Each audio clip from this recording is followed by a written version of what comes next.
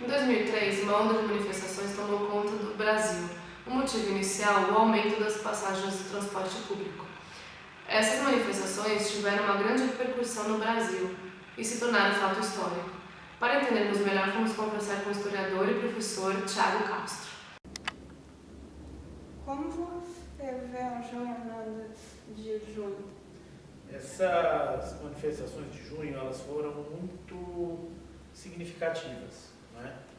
No primeiro momento, porque nós tivemos um momento de, entre 92 e 2013, um grande hiato de manifestações grandes.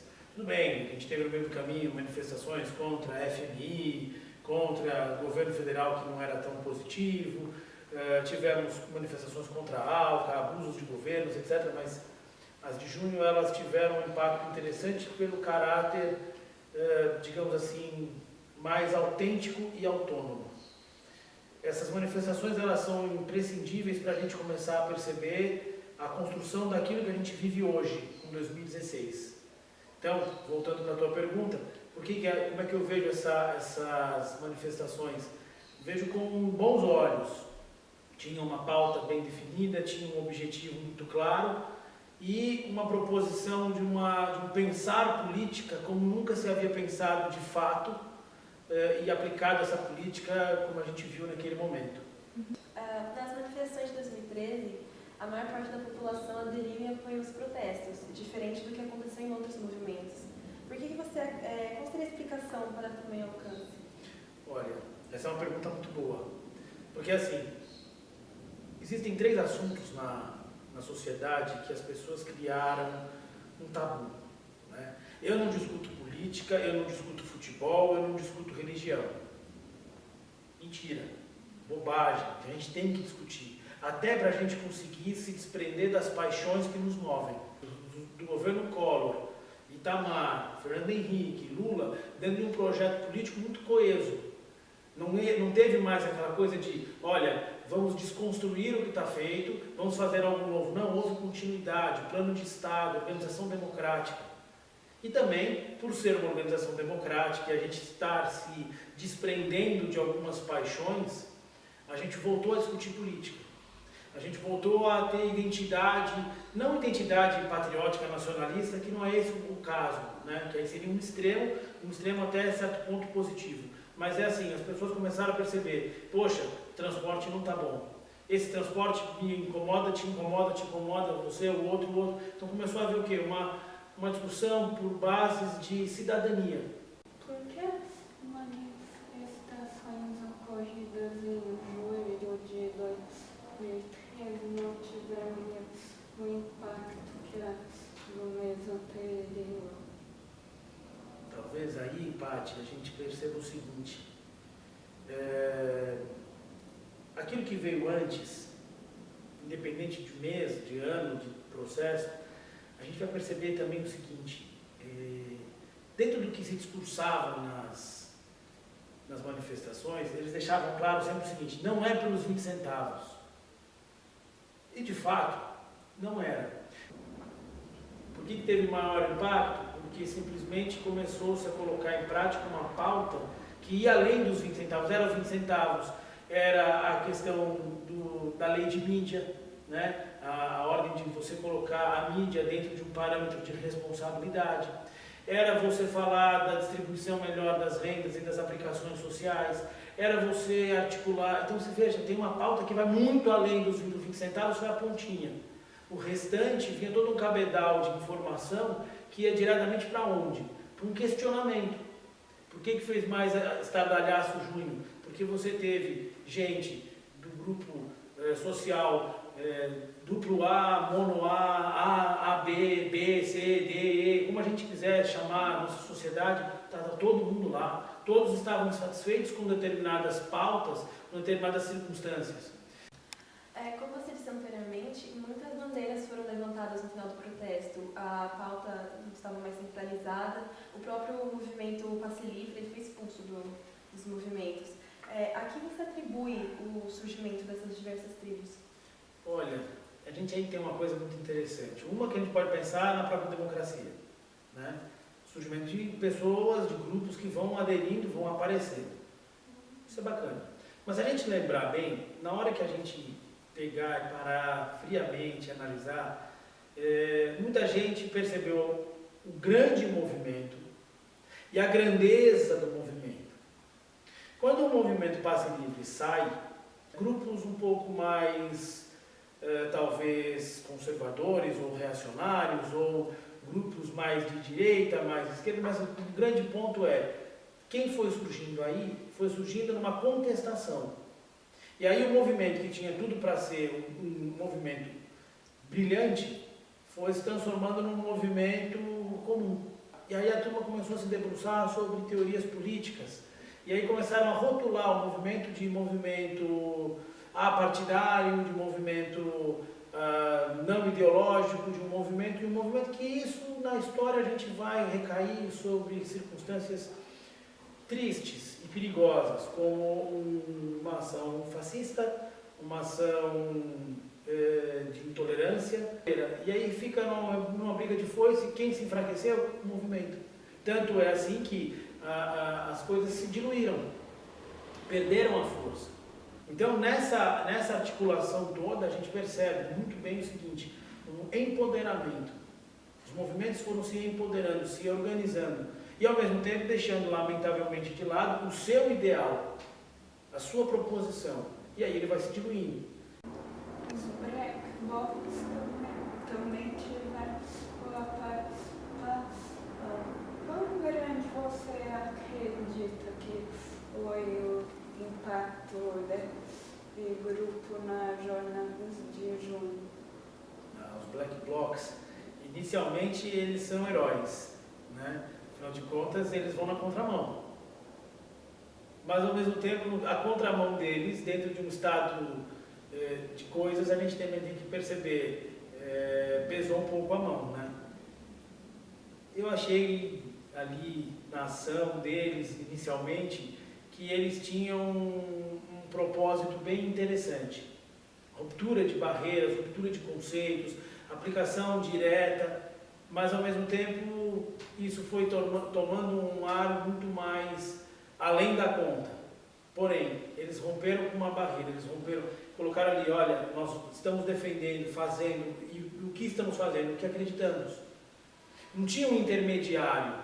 Então é aquela coisa, nós não temos um rosto, nós não temos uma bandeira, nós somos os black blocs. Nós somos a cara do novo movimento de rua. Nós somos uma possibilidade efetiva. Não vamos ficar discursando, nós vamos para a ação. A ação de ruptura, a ação de discussão, a ação plena, né? E isso mostra uma quebra do processo comum. Tanto é assim que parte da reação policial, eles vão alegar que foi em função dos black blocs. Black bloc, depois disso, vai passar a ser o quê? O anti-herói, né? Porque é o cara que quebra tudo, é o vândalo, é o isso, é o aquilo, mas no fundo, eles só estavam indo na contramão. Também houve violência por parte dos policiais. Como você vê esse confronto policial, a fiscalização mais brusca por parte deles? Olha, isso é a prova de que o tempo que a gente viveu em ditadura militar, ele realmente acabou. Estamos numa democracia consolidada, mas às vezes nós temos aquele momento de puxa vida, como acontece em alguns momentos, né? Volta.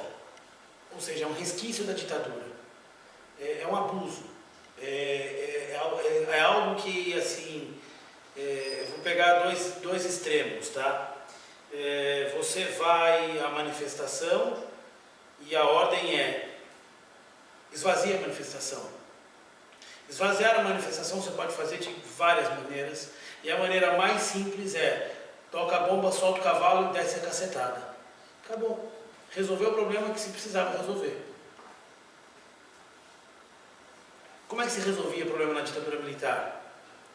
Solta a bomba, pega a cavalaria, vai no escudo, vai a cacetada e põe todo mundo para correr. Pronto. Acabou o problema. E a gente também tem que lembrar, não é porque o policial está lá que ele é um bandido, ele é um canalha, ele é um safado. Não, ele está cumprindo ordens. Ele poderia ter consciência em não cumprir as ordens? Talvez, mas ele tem a questão da corporação. Portanto, cabe aí, além da discussão que a gente vai ter mais hora, menos hora sobre reforma política, a gente tem que considerar qual é o caráter e o propósito de manter uma polícia militar tão pouco preparada para lidar com o público e uma polícia militar tão embasada em princípios antiquados. A polícia pesou e errou na mão no como ele resolveu os problemas. Nós precisamos de uma força policial? Precisamos, afinal de contas, ela exerce um papel que não é qualquer um que pode fazer, porque senão isso aqui vira Estados Unidos, né? Lembra dos filmes de Bang Bang? Cada um faz a sua lei? Não, não é assim que funciona. Isso aqui a casa da mãe Joana tem a dona mãe Joana, ela cuida bem da sua casa. Por isso que tem lei e tem ordem, mas você não pode abusar. E a polícia abusou. Ficou evidente isso com o que aconteceu. Fazer 3 anos depois, qual barreiras que podem fazer que as manifestações de junho de 2003 trouxeram para a sociedade? Essa parte é bacana. A coisa mais importante que ela trouxe para nós foi o seguinte: acabou o mito de, olha, eu não discuto esse assunto. Não, a gente discute. Então isso é um legado que 2013 vai deixar. A gente vai retomar o espírito crítico de discussão política, de identidade, e não importa se é mais a esquerda ou se é mais a direita, porque a esquerda só vai ser esquerda porque ela é pouca, e a direita só é direita porque ela é pouca. Então onde a gente está? Dividido. Qual é o caminho que ele deixou claro? A direita e a esquerda tem que fazer união e composição. Não é união e composição de conchavos, é união e composição de partes que vão juntas trabalhar por algo maior. Não é chegar e fazer companheiros ou então povo brasileiro. Não. É conjunção. Podemos comparar essas manifestações a momentos históricos como Diretas Já, por exemplo, ou ainda é muito cedo para cá? Tem a Revolução de 32 acontecendo, mas ela teve uma insatisfação popular muito grande. 2013, quase 80 anos ali, você teve a mesma coisa, uma quantidade de insatisfações. Só que ao invés de você ter um governo que foi e agiu de maneira a colocar dinheiro na mão de um, cargo na mão de outro, o governo parou, ouviu. Se tomou a melhor ou a menos melhor, se é que existe isso, atitude, o que o Estado fez? Não por acaso. Vocês estão falando da saúde? Então vamos colocar em prática um plano novo. Vocês estão falando da educação? Vamos colocar em prática uma ação diferenciada. Vocês estão falando de padrão disso, padrão daquilo? Vamos começar a fazer assim, assim, assado. Diretas. As diretas estão no mesmo caminho. Só que a diferença é que, desta vez, quem tomou a iniciativa foi o cidadão. Como a gente falou anteriormente, a gente não via nas manifestações bandeiras bandeiras de classe. A gente via bandeiras, pautas. Não via ali, por exemplo, o partido tal, o movimento tal, a união de não sei quem. Não, era uma coisa mais popular. Você participou de alguma das manifestações de junho de 2013? Participar, não. Eu fiz um papel ali que eu acho que eu fui um personagem meio Walter Benjamin, né? Eu fiz um flanera ali. Eu passei pelas manifestações, mas eu fui um observador. Então eu subi na árvore, peguei um ângulo para ver melhor, eu dei a volta na praça, entrei no meio do bloco, entrei no meio do outro, fui numa ponta, fui na outra, passei de metrô no processo, acompanhei, estudei, observei, mas não entrei para tomar partido, até porque eu fui com um olhar de historiador. E essa observação foi muito bacana. Por quê? Porque permitiu que eu tivesse discernimento e entendimento do processo que está se pondo na história do Brasil.